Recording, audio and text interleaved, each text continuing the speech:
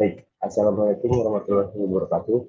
Perkenalkan, saya Doni Ishak Abraham dengan NIM 20101193. Di sini saya akan menjelaskan tentang peluang dan tantangan logistik halal.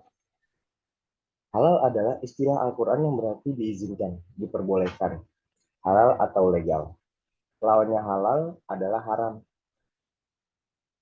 Halal yang halal tidak hanya untuk makanan, tetapi juga untuk produk konsumen lainnya seperti farmasi, kosmetik, dan lain sebagainya. Plastik halal tidak berhenti begitu produk diproduksi, karena produk halal dapat dengan mudah kehilangan status kehalalannya jika terkontaminasi selama selama proses penyimpanan sebelum dijual. Oleh karena itu, mengingat logistik menyembatani kesenjangan antara titik produksi di mana halal disertifikasi dan titik pembelian konsumen di mana produk halal itu dijual, logistik produk halal sangat penting untuk memastikan integritas produksi makanan halal di pasaran.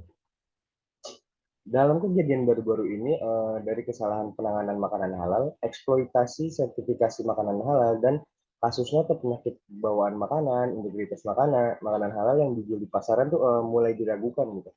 Untuk menghindari hal-hal yang meragukan adalah penting dalam Islam karena keadaan yang tidak pasti dapat menyebabkan haram. Hal ini dijelaskan oleh Nabi Muhammad SAW sebagaimana diriwayatkan oleh Al-Nu'man Ibnu Bashir dalam Jami' At-Tirmizi, yang halal jelas dan yang haram jelas. Dan di antara keduanya adalah hal-hal yang syubhat atau tidak jelas. Yang menyebabkan banyak orang tidak mengetahui apakah sesuatu itu halal atau haram. Jadi seseorang harus meninggalkan apa yang diragukan untuk melindungi agamanya dan kehormatannya, maka dia akan selamat. Sebagian besar rantai makanan, pasokan makanan, mulai dari peternakan, manufaktur makanan, logistik restoran, retail, itu tuh didominasi oleh bisnis-bisnis non-muslim. Eh, melihat pentingnya melihat pentingnya menetapkan standar halal untuk diikuti oleh non-muslim ini, lebih memastikan produksi makanan di negara itu tuh halal ya. Oleh karena itu, lembaga sertifikasi halal akan memeriksa unsur-unsur seperti prosedur penyembelihan, bahan yang digunakan, pembersihan, penanganan dan pengolahan, transportasi dan distribusi, dan juga memastikan bahwa produk makanan tersebut tuh, memenuhi standar halal gitu. Saat ini konsumen muslim memiliki pemahaman yang lebih besar tentang halal dan memiliki pengetahuan yang lebih besar dalam konsumsi dan pembelian makanan halal, sehingga membuat mereka lebih khusus dan sensitif terhadap produk atau layanan yang ditawarkan di pasar. Produsen dan pemasar memanfaatkan sertifikasi halal yang ditunjukkan dengan logo halal pada kemasan untuk memberitahu dan meyakinkan konsumen bahwa uh, bahwa produk tersebut tuh halal atau sesuai dengan syariah gitu loh. Di Malaysia sendiri, Departemen Pengembangan Islam Malaysia atau biasa disebutnya Jakim adalah sebuah lembaga pemerintah yang memiliki yurisdiksi dan otoritas atas semua masalah halal. Departemen ini tuh nggak hanya bertanggung jawab atas pelaksanaan undang-undang dan peraturan yang terkait dengan persyaratan halal lokal, tetapi juga memainkan peran penting di kancah internasional melalui standar halalnya, seperti MS 1500. Karena jumlah produk halal, jenis produk dan layanan halal serta cakupannya meningkat pesat, industri halal terus berkembang di seluruh dunia dengan sangat cepat gitu. Menurut Halal Industry Development Corporation atau HDC, ekspor halal Malaysia itu diperkirakan akan tumbuh menjadi 99,5 juta ringgit pada tahun 2020 dari 34,5 juta pada tahun 2013. Nah, kebutuhan merancang klaster halal khusus yang akan berfungsi sebagai hubungan global untuk menjadi industri halal menjadi semakin penting. Sebuah klaster halal atau taman halal yang ditunjuk akan memungkinkan kelompok-kelompok yang terlibat langsung dalam industri halal, yaitu produsen halal, pedagang, pemasok, penyedia layanan logistik, lembaga sertifikasi, dan pembeli. untuk berdagang dan bekerja sama satu sama lain secara lebih efektif. Berbagai taman halal yang dibangun di seluruh dunia di negara-negara seperti Malaysia, Thailand, Brunei, Cina, Inggris, dan Uni Emirat Arab, sebuah negara yang ingin merancang dan mendapatkan pengakuan sebagai taman halal harus memastikan bahwa ia itu memiliki kemampuan dan infrastruktur yang memadai untuk mendukung rantai pasokan halal global dan lembaga sertifikasi halal. Dengan lokasinya yang strategis dan infrastruktur yang lebih modern dibandingkan dengan negara-negara muslim lainnya, Malaysia itu cocok untuk menjadi klaster halal terkemuka atau hubungan halal untuk industri halal. Taiman mengkategorikan pengembangan halal menjadi 3 fase. Pada fase pertama, itu perusahaan muslim. Rantai pasokan halal murni berdasarkan kepercayaan. Seorang muslim membeli dari muslim lain, dan karena itu penjual akan bertanggung jawab kepada Allah untuk memastikan bahwa makanan yang dia jual adalah halal. Pada tahap kedua, itu ada produk halal.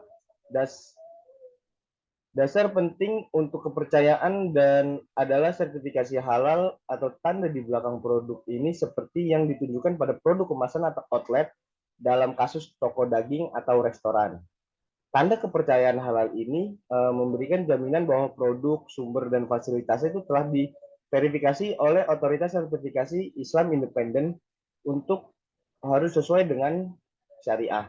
Pada fase ketiga, rantai pasokan atau rantai pasokan halal, tanda kepercayaan halal memberikan jaminan bahwa seluruh rantai pasokan sesuai dengan syariah yang diaudit dan disertifikasi oleh otoritas sertifikasi Islam. Malaysia menjadi salah satu dari sedikit negara yang telah memasuki fase ketiga pengembangan halal, yaitu rantai pasokan halal. Sertifikasi halal yang dikeluarkan Jakim pun juga diakui oleh seluruh dunia.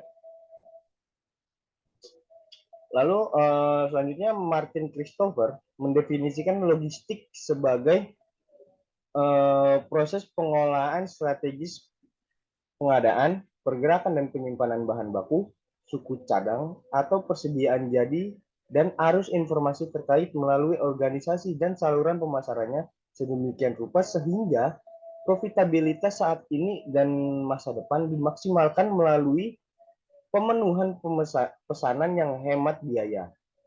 Menurut Harrison dan Hook, logistik internasional menghadapi tantangan seperti perpanjangan waktu tunggu, waktu transit yang lama dan tidak dapat diandalkan, banyak konsolidasi dan titik istirahat, dan berbagai moda angkutan dan pilihan biaya. Logistik halal pada dasarnya adalah tindakan mendistribusikan barang halal di seluruh rantai pasokan halal. Lalu untuk mencegah kontaminasi selama distribusinya, kegiatan logistik inti seperti transportasi, pergudangan, penanganan material, dan pengadaan harus sesuai dengan syariah. Menurut Timan, logistik halal adalah proses pengolahan, pembelian, transfer, penyimpanan, dan pengendalian bahan material, ternak, persediaan produk habis pakai dan rantai dan tidak habis pakai, sebagian atau jadi. Dan terkait dengan sertifikasi mengalir melalui bisnis dan rantai pasokan sesuai dengan doktrin umum syariah.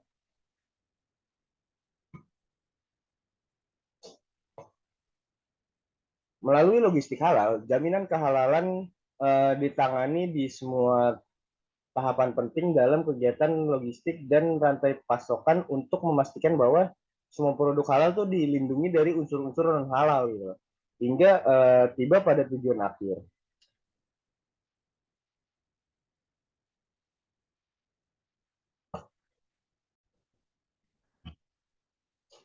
Dengan demikian, LSP halal harus menetapkan langkah-langkah untuk melindungi produk halal dari kontaminan potensial. Sebagai contoh, kontaminasi dapat disebabkan oleh peralatan yang terkontaminasi atau digunakan bersama dengan produk non halal. Selain itu, produk halal dan non halal harus terus dipisahkan dalam pergudangan dan transportasi untuk menghindari kontaminasi. Perusahaan logistik juga harus menggunakan bahan halal untuk kemasan tersier produk halalnya. Bahan kemasan tidak boleh terbuat dari bahan yang dianggap najis oleh hukum Islam dan berbahaya bagi kesehatan seseorang. Logistik halal logistik halal pun telah uh, logistik halal telah Logistik halal perusahaan logistik juga harus menggunakan bahan halal untuk kemasan tersier produk halal. Bahkan kemasan tidak boleh terbuat dari bahan yang dianggap najis oleh hukum Islam yang berbahaya bagi kesehatan. Lihat,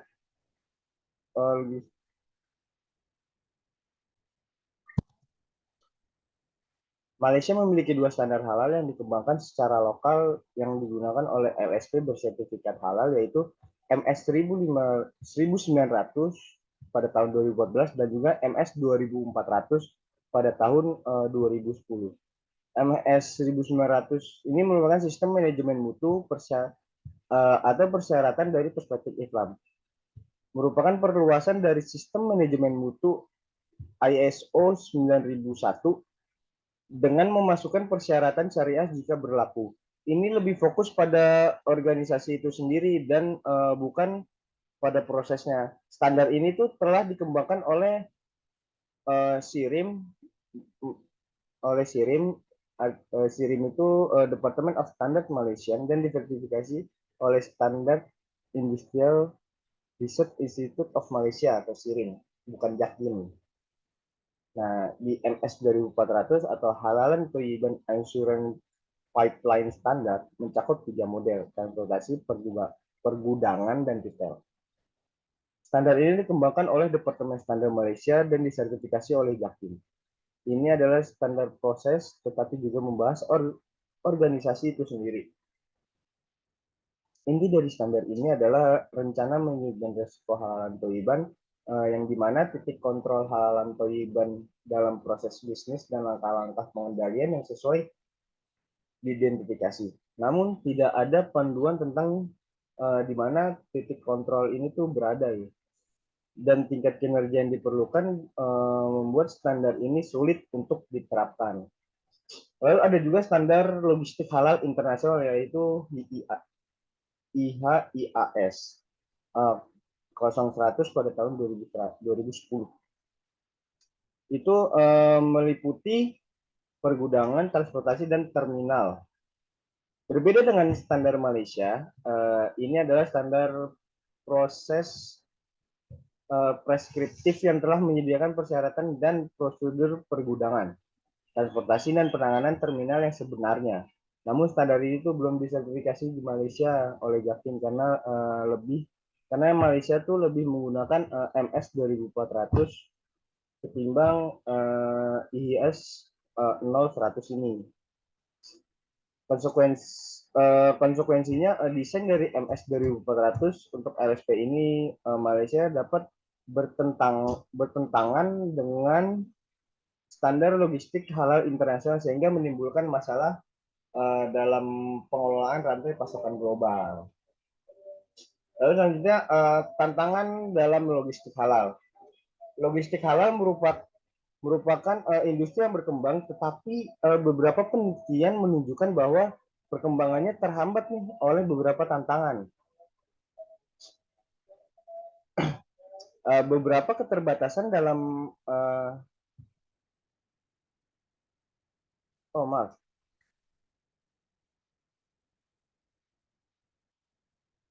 Iman dan Wilson menunjukkan bahwa LSP halal dipengaruhi oleh efisiensi otoritas sertifikasi halal, masalah integritas halal mengenai proses sertifikasi, dan masalah transparansi.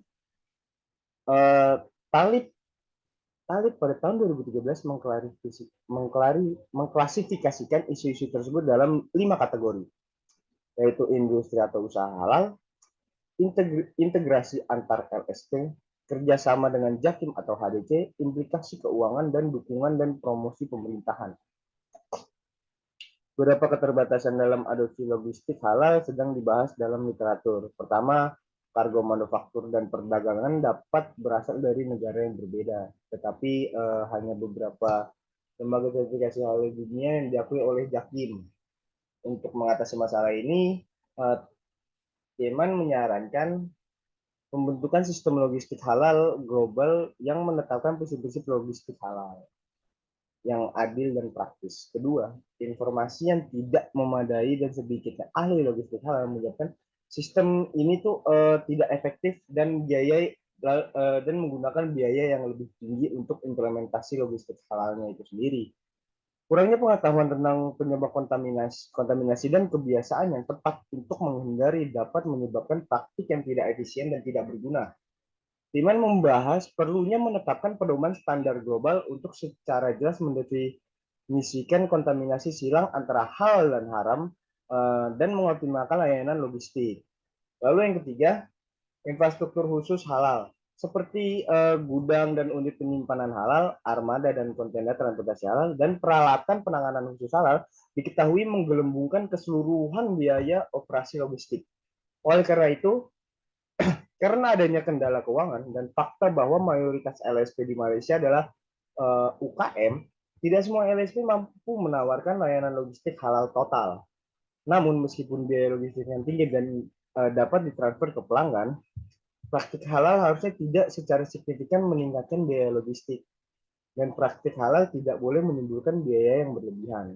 Selain itu, logistik halal kurang diminati yang tidak membenarkan dedikasi fasilitas untuk produk halal. Dengan demikian, praktik logistik halal yang menambah kekhawatiran keuangan LSP. Oleh karena itu, praktik itu ditetapkan oleh sebagian besar perusahaan logistik dan produk halal dan non halal terus diangkut bersama atau disimpan di gudang yang sama. Gitu. Lalu tantangan yang dihadapi oleh LSP. Tantangan yang pertama itu ada pedoman halal yang ambigu. Departemen Standar Malaysia atau DSM mengembangkan pedoman untuk produksi, persiapan, penanganan, dan penyimpanan produk halal. Namun pedoman ini bersifat umum hingga satu pedoman dapat memiliki berbagai interpretasi. Talib juga menemukan bahwa pedoman yang ambigu menjadi penyebab proses sertifikasi yang panjang dan biaya yang lebih tinggi dalam logistik halal. Sebagian besar peserta percaya bahwa Jakim, HDC, LSP harus berkolaborasi untuk menetapkan pedoman halal yang jelas dan mempromosikan praktik terbaik yang memastikan identitas halal dan efektivitas biaya produk. Yang kedua, tidak adanya sertifikasi halal internasional. Lebih dari 400 badan sertifikasi halal yang ada di seluruh dunia, tapi badan-badan ini tuh memiliki kriteria yang beragam. Hanya beberapa sertifikasi doang nih yang diakui oleh Jakim. Dan itu membatasi LSP untuk bekerja sama karena Jakim hanya mengakui mereka yang terdaftar saja. Para peserta percaya bahwa mempraktikkan logistik halal sulit tanpa sertifikasi halal berstandar internasional karena kargo berasal dari berbagai negara dan LSP halal tidak dapat membatasi bisnis mereka hanya karena pada yang diakui oleh Jaktim saja. Oleh karena itu tidak adanya sertifikasi halal internasional memberikan batasan. Bahkan ketika bekerja dengan perusahaan yang disertifikasi oleh otoritas sertifikasi halal lainnya, sebagai tambahan logistik halal tuh kayak bisa beresiko lah. Lalu untuk mengatasinya ini tuh ada dua tingkat kepatuhan. Satu yang pertama tingkat minimum, yang kedua itu tingkat kesukaan. Tingkat minimum itu sendiri itu membahas kontak langsung dengan haram, resiko kontaminasi, dan tingkat kepatuhan yang diinginkan.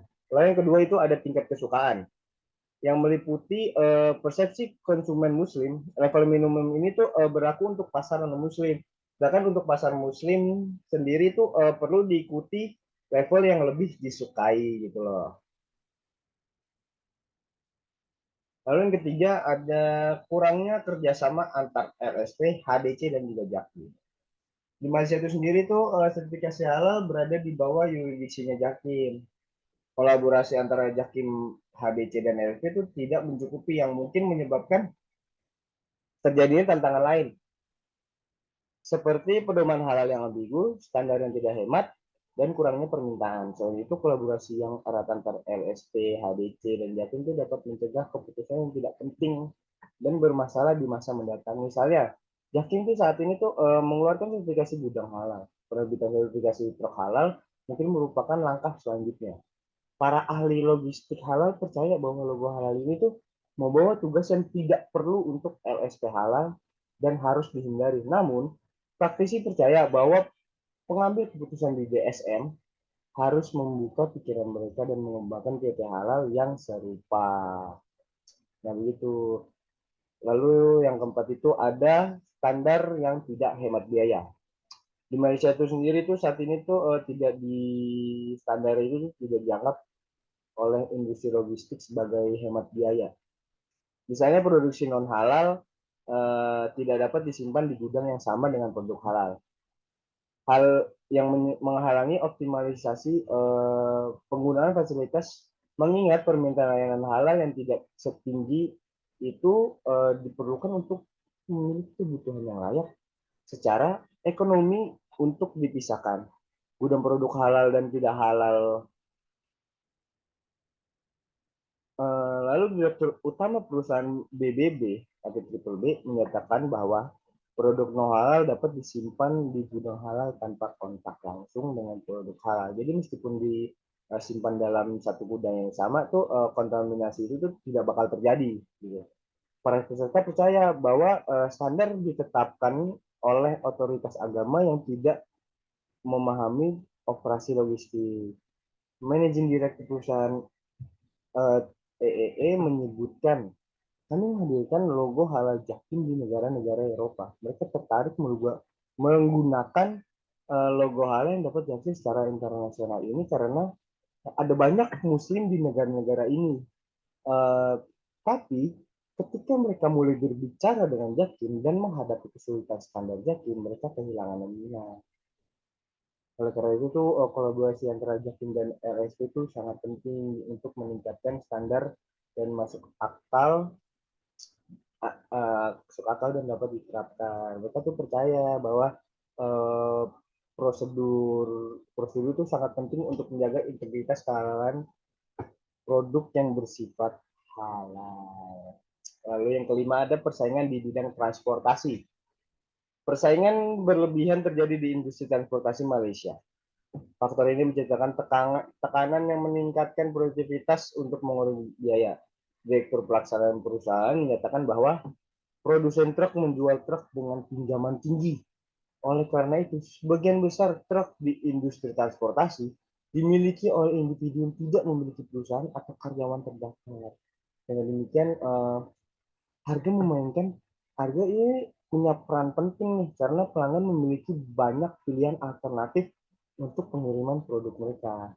Mengadopsi teknologi visitabilitas seperti identifikasi frekuensi radio dan sistem penentuan posisi global. Untuk memantau integritas halal itu tuh mahal banget, dan di pasar yang kompetitif dengan harga ini pun tampak kelihatannya itu kayak nggak mungkin gitu loh. Lalu yang keenam ada kurangnya permintaan. Permintaan logistik halal itu masih kecil. 5 LSP halal itu mengklaim bahwa makanan halal itu tidak dapat memenuhi bahkan 30% dari total kapasitas gudang halal perusahaan mereka sendiri.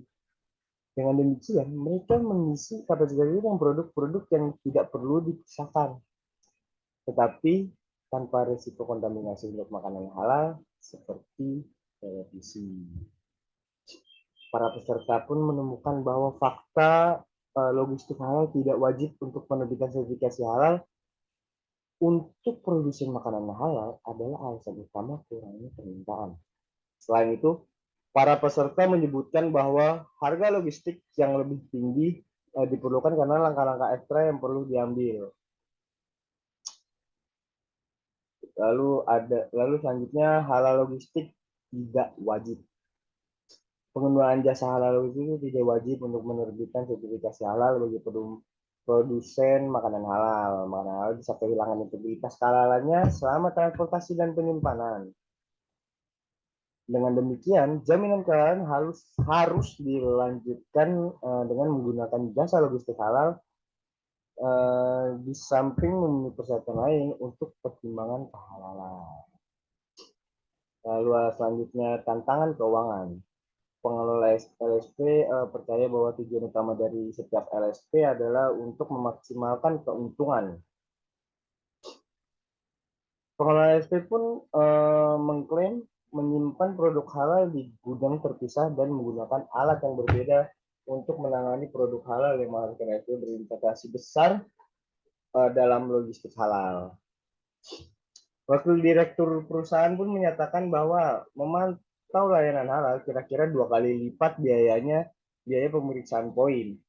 Yaitu LSP halal tidak beroperasi dengan kapasitas penuh karena permintaan layanan logistik halal yang kurang bahkan dari produsen bersertifikat halal.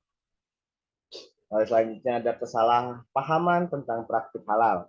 Beberapa kesalahpahaman ada tentang situasi di mana dapat menyebabkan kontaminasi. Misalnya eksekutif senior kepatuhan syariah dari perusahaan menyebutkan produk makanan halal tidak akan terkontaminasi jika disimpan di gudang dengan kaleng-kaleng non halal.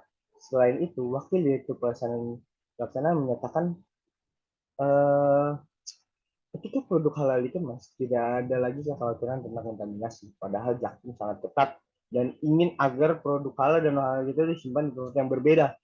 Nah, itu tuh bertentangan tuh dengan efisiensi dan optimalisasi logistik halal. Itu. Lalu ada peluang. Nah, peluangnya itu yang pertama itu ada layanan ekstra. LSP yang berpartisipasi dalam sesi fokus grup percaya bahwa memberikan layanan khusus dapat membedakan perusahaan dari pesaingnya. Lalu yang kedua ada pasar potensial tinggi. Semua orang yang diwawancara percaya bahwa logistik halal adalah konsep baru di Malaysia. Kayaknya tidak hanya di Malaysia ya, kayak hampir di seluruh dunia sih. Dengan potensi tinggi yang tinggi itu belum diaktifkan karena banyak tantangan yang dihadapinya. Pasar-pasar ini tuh akan dikembangkan dalam tempat ketika masalah ini telah diselesaikan. Penggunaan wajib logistik halal untuk sertifikasi halal di masa depan akan mengarah pada pasar yang lebih besar. Logistik halal adalah fenomena baru yang didorong oleh industri halal untuk memperluas halal dari sumber ke titik pembelian konsumen, sehingga memastikan integritas produk halal untuk konsumen akhir dan pasar ekspor. Dalam penelitian ini tuh tantangan dan peluang yang dihadapi oleh pengadopsi awal logistik halal diselidiki bahwa metodologi yang diadopsi dalam itu menghasilkan gambaran yang kaya tentang tantangan dan peluang yang dihadapi oleh LSP halal gitu.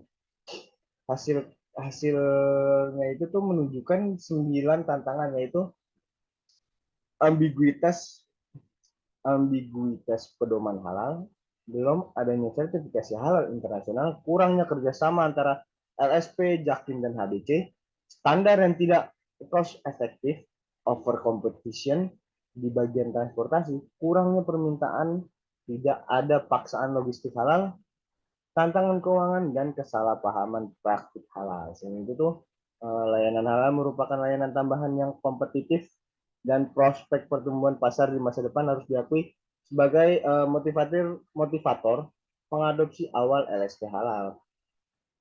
Hasil penelitian ini merupakan konsisten dengan hasil penelitian Tali dan Timan dan memperluas temuan mereka untuk mendeteksi tantangan yang tidak dibahas dalam penelitian sebelumnya.